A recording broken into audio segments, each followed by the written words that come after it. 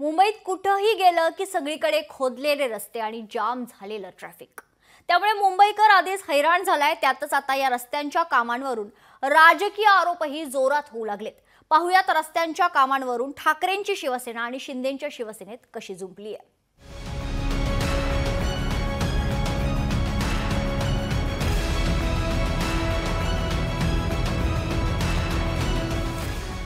रस्त्यांच्या कामांवरून राजकारण वेगात।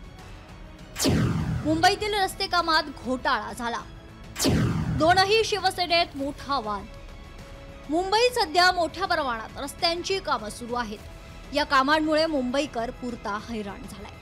वरळी येथे देखील महानगरपालिकेच्या अखत्यारीत असलेल्या रस्त्यांची कामे सुरू असून या कामांची पाहणी वरळीचे आमदार आदित्य ठाकरे यांनी केली आहे। पावसाळा तोंडावर आला असूनही अद्याप रस्त्यांची कामं 50% देखील पूर्ण झालेली नाहीत।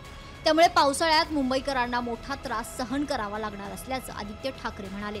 तसेच मुंबईत सुरू असलेल्या रस्त्यांच्या कामात एकनाथ शिंदे यांच्या आशीर्वादाने भ्रष्टाचार झाल्याचा आरोप देखील आदित्य ठाकरे यांनी केला।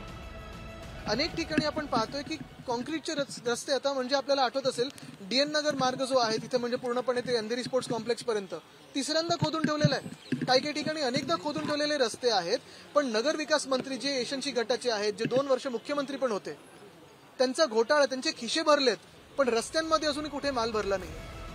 आदित्य ठाकरे यांच्या आरोपानंतर शिंदेंच्या शिवसेनेनंही त्यांच्यावर तोफ डागली आहे। गेली 25 वर्ष महानगरपालिकेवर सत्ता असूनही मुंबईकरांना साधे चांगले रस्तेही ठाकरेंच्या शिवसेनेनं दिले नाही, असा पलटवार एकनाथ शिंदेंच्या शिवसेनेकडून करण्यात आलाय।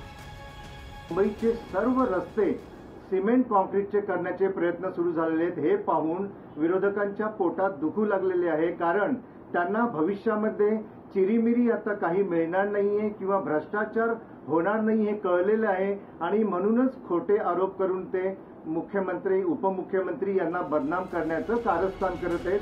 मुंबईतील रस्त्यांच्या कामांचा वाद दोनही शिवसेनेमध्ये चांगलाच रंगलाय। दरवर्षी मात्र तरीही राजकारण बाजूला ठेवून चांगले रस्ते कधी मिळणार असा सवाल मुंबईकर विचारतोय। उमेश करंजकर, लोकशाही मराठी, मुंबई। लोकशाही मराठी ऐका, पहा, जागरूक रहा।